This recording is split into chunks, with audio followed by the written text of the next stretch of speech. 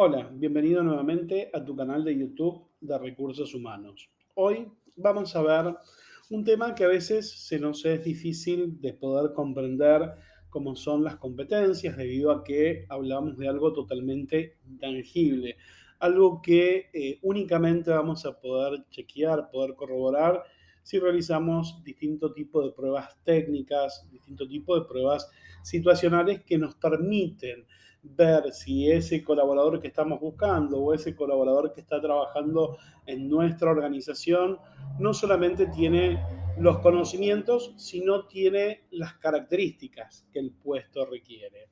Por eso, lo que te vamos a proponer es que podamos entender la definición de competencias, que podamos ver cómo se clasifican, que entendamos lo que es un perfil por competencias, que veamos cuáles son los pasos para un proceso de selección exitoso y cuáles son las diferencias entre competencias general o genéricas y competencias específicas. Si hablamos de definiciones de competencias, podemos decir que es un conjunto de patrones de comportamiento, que son características que subyacen a las personas, que permiten al individuo alcanzar un mejor rendimiento en una actividad o en un trabajo, o podemos ir directamente a la definición más clásica, que es la que nos brinda Spencer y Spencer, que nos va a decir que es un conjunto de destrezas, de habilidades, de conocimientos, de rasgos conductuales y de otros atributos que si uno los combina perfectamente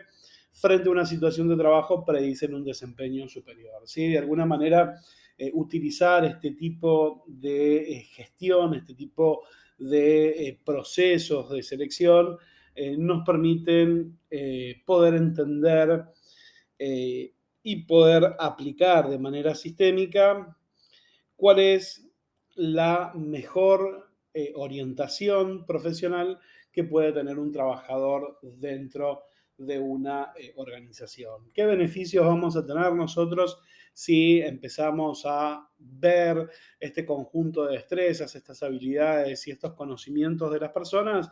Bueno, normalmente los beneficios que vamos a tener van a estar relacionados con eliminar la incertidumbre sobre si la persona que hayamos contratado tiene los conocimientos necesarios, tiene las habilidades, ¿sí? Nos va a despejar de alguna manera la incertidumbre sobre el rendimiento a futuro, ¿sí?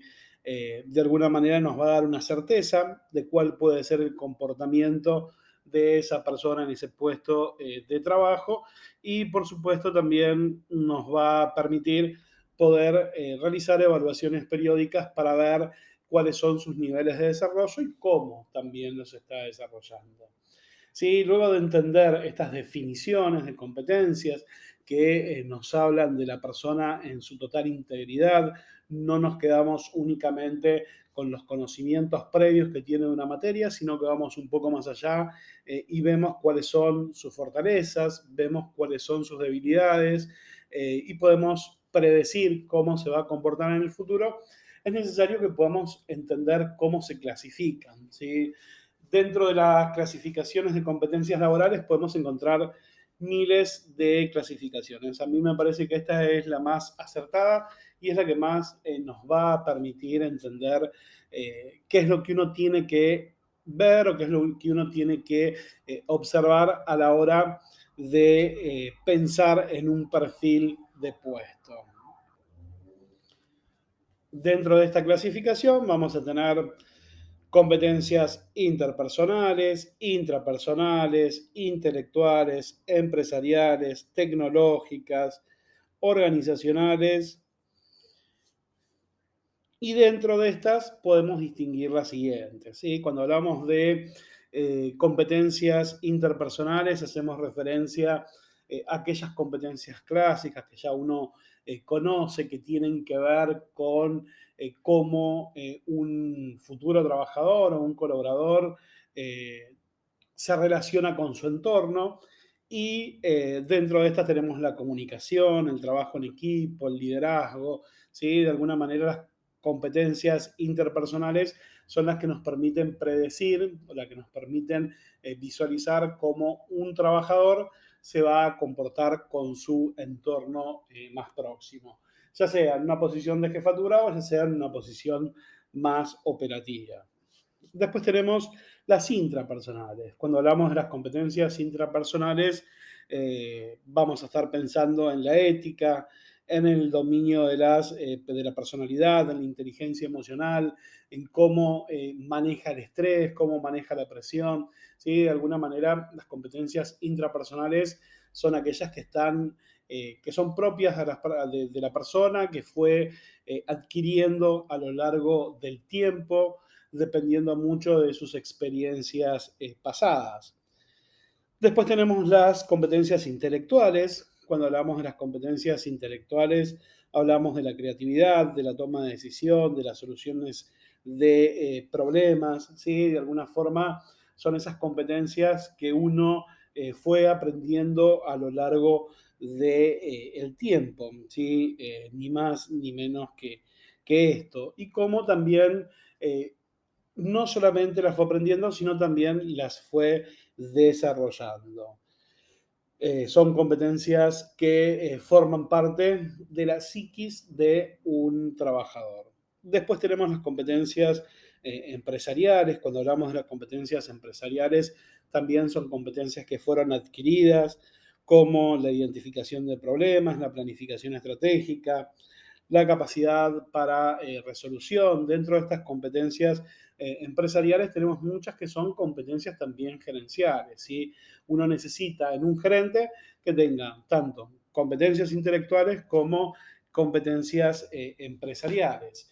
Y tenemos también después las competencias tecnológicas, ¿sí? Hoy por hoy podemos visualizar muchos anuncios para lo que son las gerencias de sistemas, y tiene que ver con eso, tiene que ver con los conocimientos que una persona tiene, que también fue adquiriendo a lo largo del tiempo, sobre la creación, sobre los distintos software de gestión, sobre los distintos sistemas que la organización necesita, ¿sí? Por ejemplo, si necesitamos a alguien que tenga competencias o que conozca cómo generar una página web, pediremos en un aviso ese tipo de competencias, o alguien que diseñe un SQL Server, bueno, tendrá que tener ese conocimiento. ¿Sí? Entonces, cuando hablamos de competencias tecnológicas, hablamos del conocimiento en cuanto a los sistemas. Y después tenemos las competencias organizacionales, ¿sí? Cuando hablamos de competencias organizacionales, hablamos de la orientación al servicio, hablamos de la gestión de equipos de trabajo, de los procesos de responsabilidad social empresarial, de la gestión del tiempo, ¿sí? De alguna forma, o de la gestión de proyectos. De alguna forma, las competencias organizacionales son aquellas competencias que nos van a poder permitir trabajar adentro de una organización, y si uno tiene también un cargo jerárquico, nos van a permitir poder desarrollarnos y poder tener un desempeño superior en esa posición, teniendo en cuenta estas competencias de trabajo. Ahora bien, tenemos las competencias, las conocemos, las podemos clasificar en estos distintos 5 grupos que hemos presentado. ¿Cómo hacemos ahora para crear este perfil? ¿Sí? Una vez que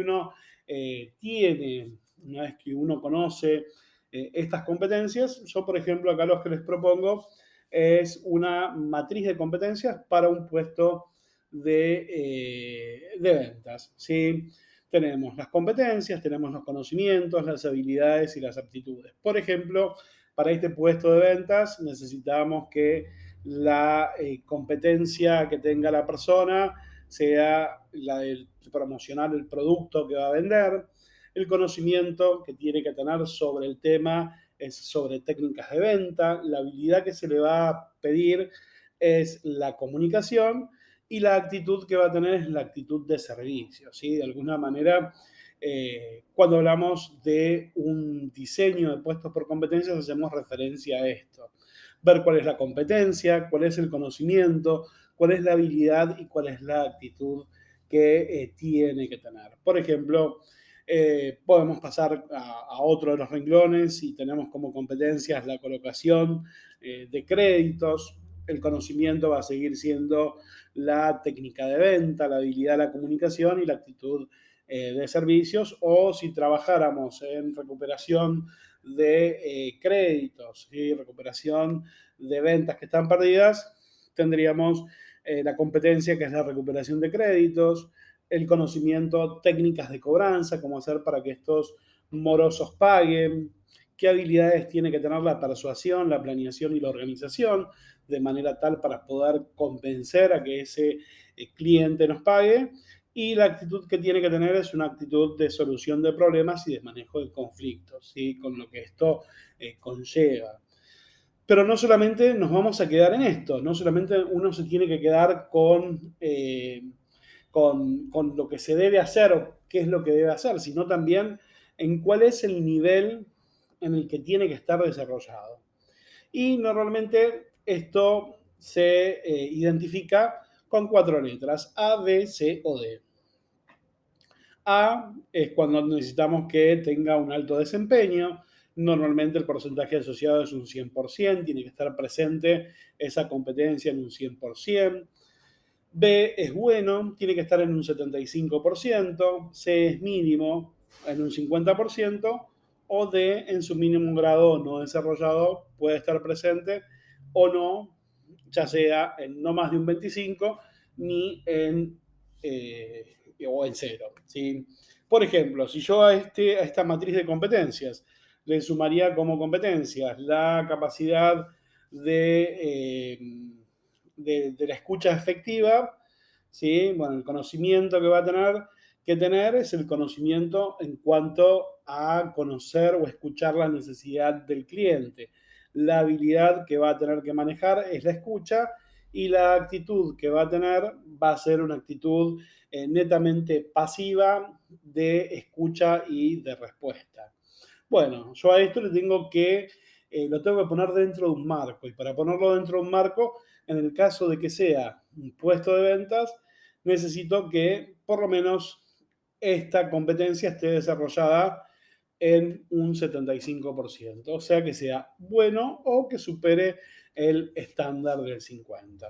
Si yo a esto le pondría una planificación estratégica como competencia, que los conocimientos tienen que ser poder diagramar y poder ordenar todos los procesos de un área, y que la habilidad que tiene que tener es la comunicación y el trabajo en equipo, y la actitud que tiene que tener es una actitud de servicio, bueno, probablemente para un vendedor esta competencia sea demasiado elevada. Entonces, a la hora de pensar en esta competencia para este puesto, necesito que esté desarrollada en un mínimo grado o que no esté desarrollada, ¿sí?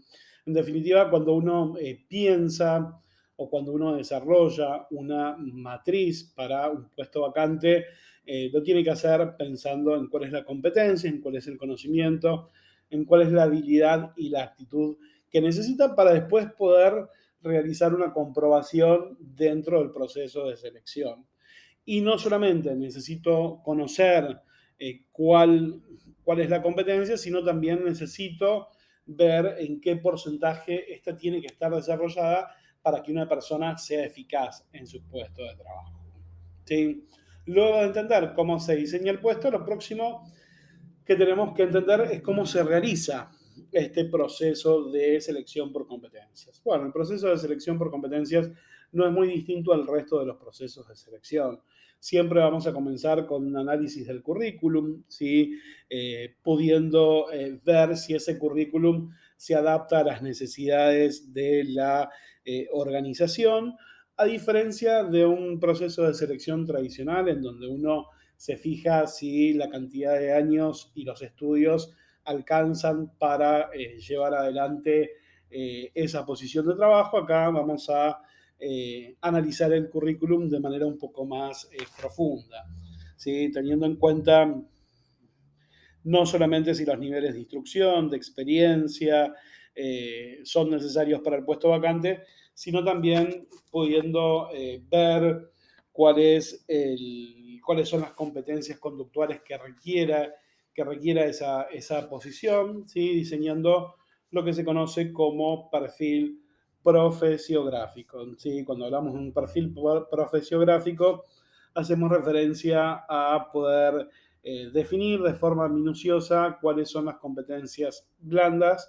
que este colaborador va a tener que tener para alcanzar el éxito deseado en su puesto de trabajo y poder ver cuáles son las pruebas que uno va a tener que realizar dentro dentro del proceso de selección, ¿sí? Una vez que hicimos los análisis del currículum, que vemos que la persona tiene la experiencia, tiene los conocimientos, necesitamos probar las habilidades, comenzamos con eh, el proceso de selección, ¿sí? Eh, ¿Qué es lo que vamos a tener primero? Una entrevista focalizada. Cuando hablamos de una entrevista focalizada, vamos a recabar o vamos a buscar la siguiente información. Primero que nada, vamos a conocer al candidato, cómo piensa, cómo se desarrolla, cómo se desarrolló en puestos de trabajos anteriores, cuáles fueron sus logros, cuáles fueron sus fracasos, a qué se debió, ¿sí? Son un poquitito más profundas. Vamos a explorar sobre todo su trayectoria laboral, personal, tratar de ver cuáles son sus competencias conductuales, cómo reacciona ante preguntas provocadoras, cómo reacciona ante preguntas intencionadas que podamos realizar. Vamos a explorar también el área motivacional, tratando de poder entender qué es lo que espera en este momento y qué es lo que espera a futuro, cómo se compone su núcleo socioafectivo, si es una persona que tiene amigos, si tiene hobbies, absolutamente todo lo que tenga que ver con cuáles son aquellas cuestiones que lo mueven, ¿sí? Aquellas cuestiones que lo motivan. Le vamos a dar información sobre el puesto y sobre la empresa, el candidato, para ver también cuál es el interés que tiene en sumarse a la organización o no.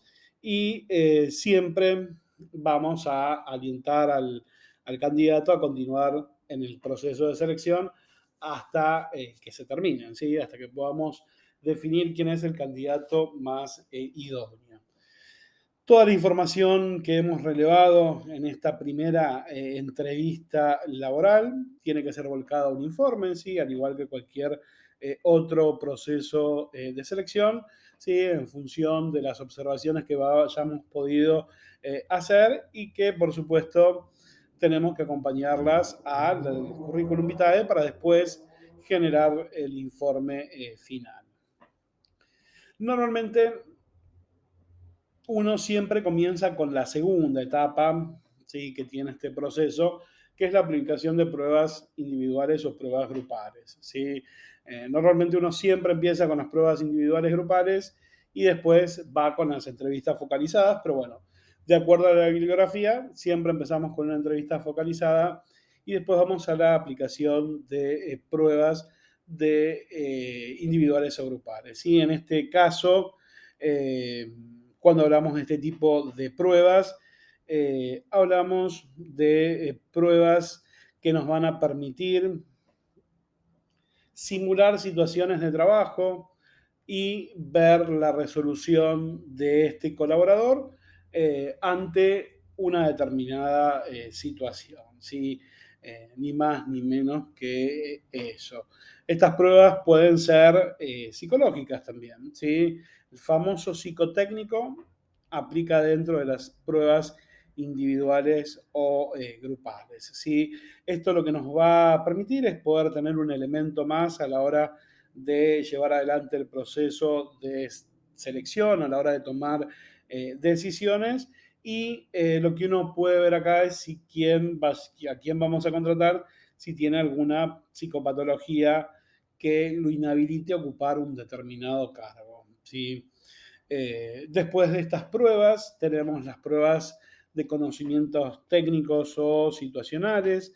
Este tipo de pruebas nos permiten poder poner al trabajador en una situación similar a la que va a ocurrir dentro de su puesto de trabajo. Normalmente hablamos de la aplicación del método Assessment Center, ¿sí? Y dentro de este tipo de evaluaciones podemos contar con entrevistas biográficas, bandejas de entrada, grupo de discusión, problemas de negociación o de resolución de conflictos o roleplay, ¿sí? Por ejemplo, si uno aplicara una entrevista biográfica, vamos a estar haciendo referencia a que el trabajador o el candidato nos pueda generar una presentación personal de sí mismo, viendo cuáles son los hechos más importantes de su vida.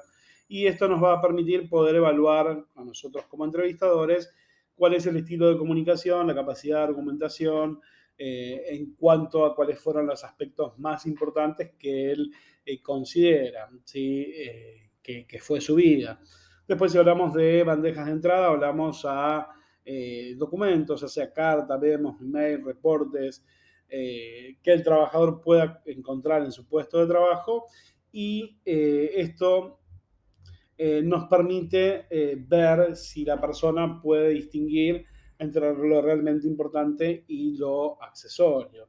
El grupo de discusión nos sirve para poder evaluar la estrategia de resolución de conflictos, la empatía, el trabajo en equipo, la capacidad de argumentación, ¿sí? En fin, para eso podemos utilizar un grupo de discusión. Y el roleplay obviamente nos sirve para poder ver la flexibilidad, la autonomía, el criterio, la creatividad, la espontaneidad, la capacidad de argumentación que tiene un trabajador en una situación simulada en cuanto a su puesto de trabajo. Una vez que uno aplica las distintas pruebas, lo próximo que va a tener son las entrevistas de profundidad, ¿sí? Cuando hablamos de las entrevistas de profundidad, ya teniendo un conocimiento más profundo sobre el trabajador, sobre el colaborador que vayamos a contratar, uno aquí lo que va a buscar o lo que va a ver es su historial educativo, sus proyectos a futuro, su historial profesional, su experiencia, su historial personal y familiar, eh, cuál es su situación económica, las preferencias que tiene para futuro, las carencias y las necesidades de formación que requiere, la disponibilidad. ¿Sí? Es muy importante poder ver la disponibilidad a partir de cuándo uno va a poder contar con ese colaborador y realizar todo tipo de preguntas sobre lo que no nos haya quedado claro en un primer momento. Y por último, tenemos la preparación del informe final. ¿Sí? Siempre decimos, recursos humanos es un área staff, no es quien decida quién contrata o no. Entonces, por lo tanto, uno prepara un informe final con absolutamente todas las entrevistas, todas las pruebas, para remitírselo al jefe de área y que pueda tomar una decisión. ¿Sí? Incluso algunos jefes de área, con la información que le da recursos humanos, deciden hacer una tercera o una entrevista, ¿sí? Para poder ver si, cuál es el candidato que finalmente se va a entregar. ¿Sí? El informe final tiene que tener absolutamente todas las instancias por las cuales el trabajador pasó. ¿Sí? De esta manera, uno lo que va a evaluar, lo que va a ver es si la persona que vamos a contratar está acorde al perfil que uno haya diseñado y si tiene, a través de las distintas pruebas que le fue realizando, si tiene el desarrollo de las competencias necesarias para esa posición. Por último, dijimos que íbamos a definir o a diferenciar las competencias generales o genéricas de las competencias específicas. Cuando hablamos de las competencias generales, hablamos de aquellas competencias que son comunes a varias ocupaciones o profesiones, que aumentan la posibilidad de empleabilidad y que favorecen a la gestión y a la consecución y conservación del empleo. ¿Sí? Las competencias generales son aquellas que normalmente poseen todos los trabajadores, como es el trabajo en equipo, el liderazgo, la comunicación, la proactividad, ¿sí? Esas son competencias generales, competencias que deberían tener todas las personas. Y cuando hablamos de competencias específicas, son las propias de una determinada ocupación o profesión y tienen un alto grado de especialización, así como procesos educativos específicos. Por ejemplo, realizar un proceso de selección es una competencia específica debido a que uno debió prepararse, debe tener conocimientos específicos sobre cómo llevar adelante un proceso de selección. ¿Sí? Por ejemplo, si necesitáramos un contador, ¿sí? Las competencias del contador van a ser competencias específicas, ¿sí? Porque nosotros necesitamos que el contador, por ejemplo, sepa de impuestos, ¿sí? Todas las competencias específicas son las que tienen que ver con una determinada profesión, ¿sí? Espero que les haya gustado, que les haya servido y como siempre les digo, si les gustó, recomienden, necesitamos sumarnos más a este canal. Denle un like, un comentario y por supuesto suscríbanse. Muchas gracias.